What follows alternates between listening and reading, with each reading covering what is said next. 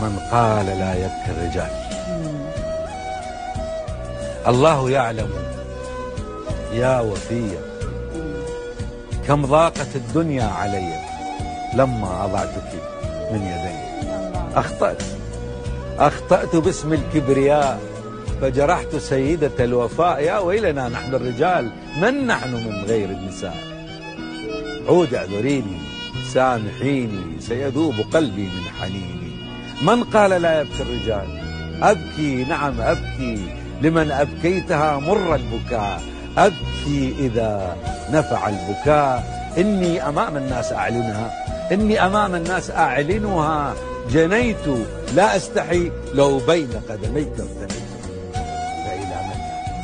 فإلى متى أجني ثمار خطيئتي؟